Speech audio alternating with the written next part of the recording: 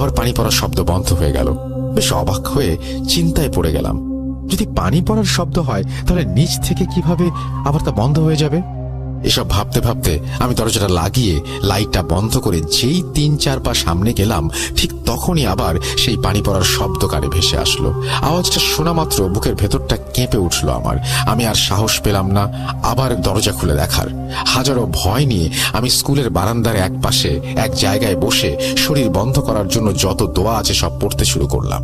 মনকে সান্ত্বনা দিয়ে বুঝালাম হয়তো এটা ভূতের ঘটনা শোনাতে এমন মনে হচ্ছে ভেবে হাজারো সাহস দিয়ে মনকে শান্ত করে বসে রইলাম। কিন্তু বসে থেকে কি হবে? আমার চোখ বারবার সেই ওয়াশরুমটার দিকে চলে যাচ্ছে। মনে হচ্ছে আমি নিজের চোখকে কন্ট্রোল করতে পারছি না। মনে হচ্ছে ওখানে কেউ আছে। আমি হাজার চাইলেও বুঝাতে পারছি না। আমার মনে হচ্ছে যে আমাকে কেউ যেন তাকাতে ওইদিকে বাধ্য করছে। আমি তখন না পেরে চোখটা বন্ধ করে সূরা ইয়াসিন পড়তে শুরু করলাম। কিছু সময় পর কিছু শান্ত মনে হলো। ভাবলাম এবার বুঝি শান্তি মিলল। এইভাবে কিছু সময় যাবার পর হঠাৎ স্কুলের কোনায় একটি ছায়ার মতো কাউকে দেখতে পাই। চোখে ভেসে উঠল, মনে হচ্ছে কেউ একজন ওই কোনায় দাঁড়িয়ে আছে মাথা নিচু করে। আমি কিছু সময় তাকিয়ে কোনো ছায়া আছে কিনা বুঝতে চেষ্টা করলাম।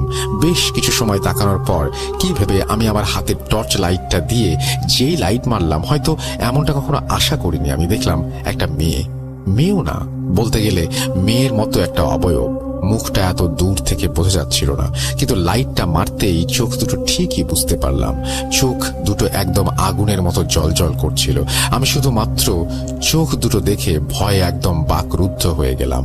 নিজের বসার জায়গা থেকে উঠে গেইটের সামনে গিয়ে গেইট খুলে দৌড় দিব সেই শক্তিটুকু পাচ্ছিলাম না। আমি শুধু ঠাঁই বসে রইলাম, হাজার চেষ্টা করে নড়তে পারছিলাম না। ভয়ে আমার পুরো শরীর ঘেমে যাচ্ছে। মনে হচ্ছে আজকে আমার শেষ দিন। আমি দেখলাম এইবার সেই অবয়বটা আমার সামনে নেই, একটু একটু করে আমার দিকে এগিয়ে আসছে। কতটা ভয়ানক হতে পারে এমন মুহূর্ত যখন আপনি দেখবেন আপনি একটা চেয়ারে বসে আছেন কিন্তু কোনো শক্তি পাচ্ছেন না উঠবার। আপনার সামনে একটা ভয়ানক অবয়ব এগিয়ে আসছে। আমি ভয়ার্ত চোখে সেই অবয়বের দিকে তাকিয়ে দেখি অবয়বটা মাঝামাঝি চলে এসেছে। আমি কোনো উপায় না পেয়ে প্রাণপণে চিৎকার করতে চাইলাম, কিন্তু তখন বুঝতে পারলাম আমার গলা দিয়ে কোনো আওয়াজ বের হচ্ছে না। না পারছি নড়তে, না পারছি চিৎকার করতে। কতটা অসহায় হয়ে পড়েছিলাম। জীবনে প্রথম ওই অবয়বটা যত কাছে আসছে ততই আমি ভয়ে বুকের ভেতরটা কেঁপে উঠছিল।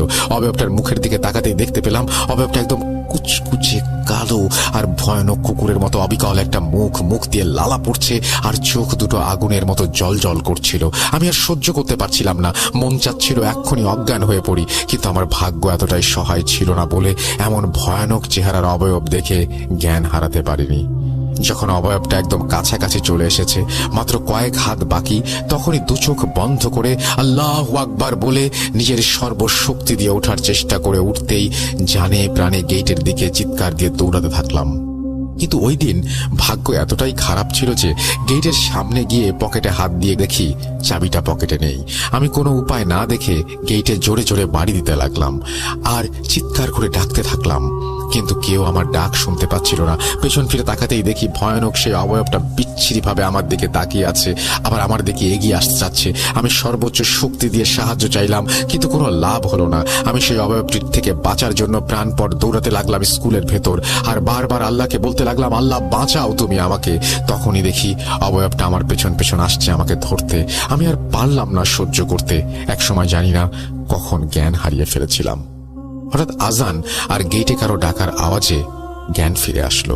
আমি উঠতে গিয়ে দেখি পুরো শরীর ব্যথায় কুঁকড়ে যাচ্ছি। কোনো রকম তাকিয়ে দেখি গেটের সামনে অফিসের স্যার দাঁড়িয়ে আমায় ডাকছেন। আমি কোনো রকম উঠে গেটের সামনে গিয়ে আবার জ্ঞান হারালাম। এরপর আর কিছু মনে নেই। তার অনেক সময় পর আমার হুঁশ ফিরে আসতে দেখি আমি কোম্পানির হাসপাতালে ভর্তি আছি।